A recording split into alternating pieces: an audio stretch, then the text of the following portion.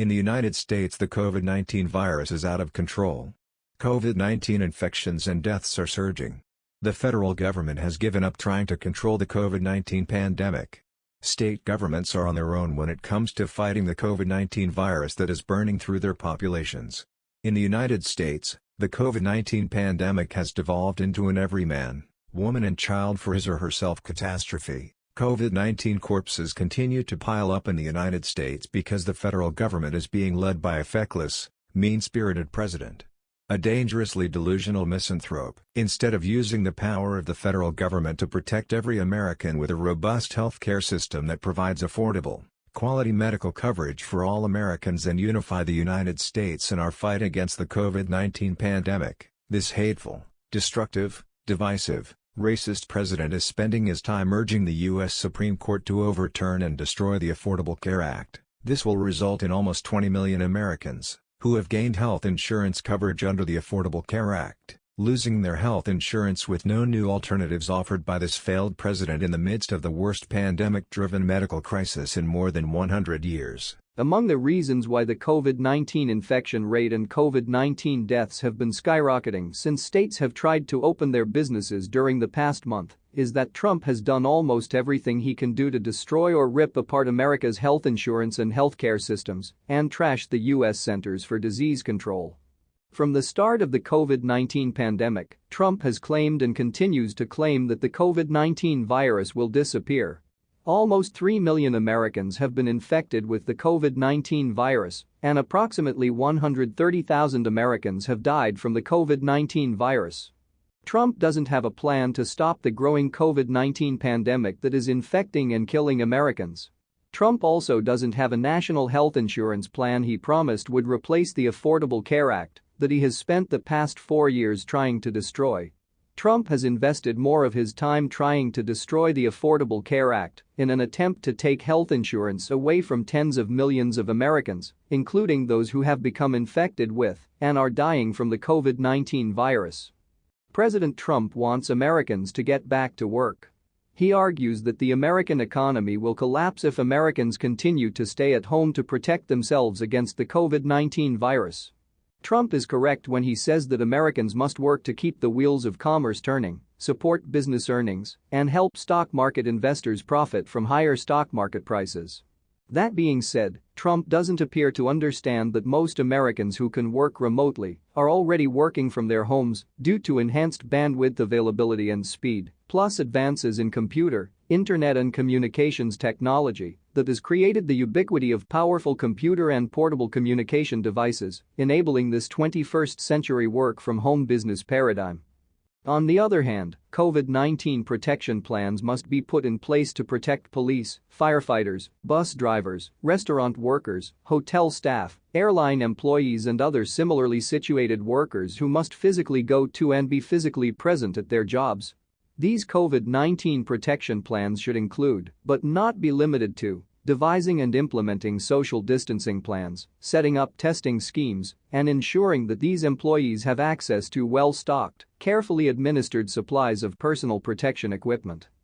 All Americans, regardless of their employment status, must have access to efficient, well-funded, responsive government safety net systems such as healthcare, medicine, income guarantees, and other social safety net protections.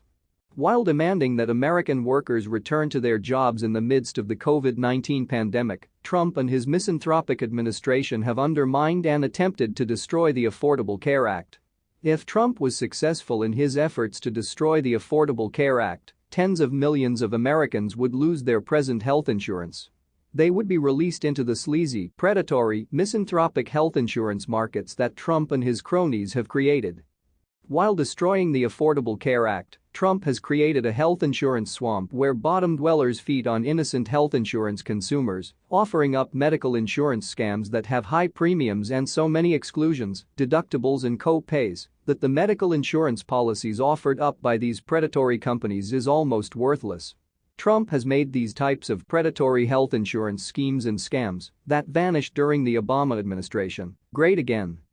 Trump and his cronies have spent the past 3 years ripping apart the U.S. health insurance and healthcare systems, government safety nets, and the Centers for Disease Control.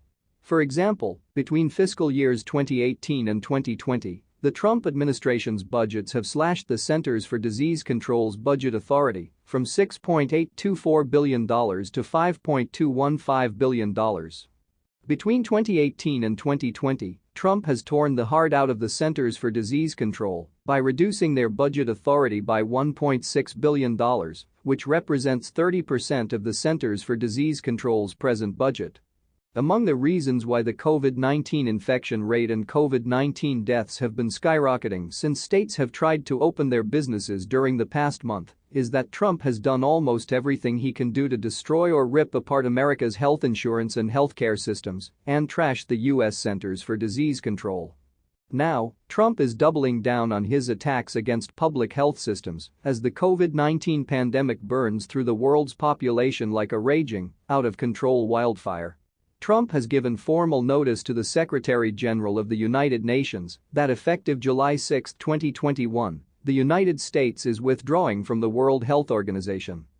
U.S. states have been forced to reverse their attempts to reopen businesses because when they send workers back to work, the COVID-19 pandemic rages out of control because there is inadequate testing, no national game plan for addressing the COVID-19 pandemic, and a feckless, ignorant president who believes that the COVID-19 pandemic will disappear if he ignores it.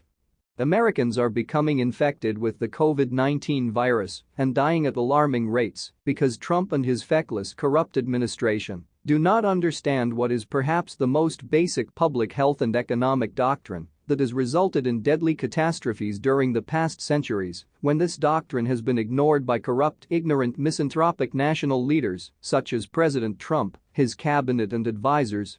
Public health goes hand in hand with economic health. You cannot reopen the United States until you find a way to control the COVID-19 virus, or the COVID-19 pandemic will spiral out of control. This will destroy the American economy. Trump has surrendered to the COVID-19 virus and decided that stock market and business profits trump skyrocketing COVID-19 death counts.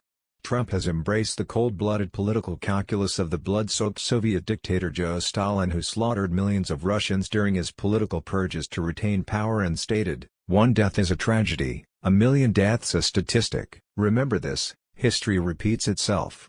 Those who cannot learn from history are condemned to repeat it." Between the spring of 1918 and the summer of 1920, it is estimated that between 50 million, about 3% of the world's population, and 100 million people, more than 5% of the world's population, died from the flu pandemic of 1918, also known as the Spanish flu.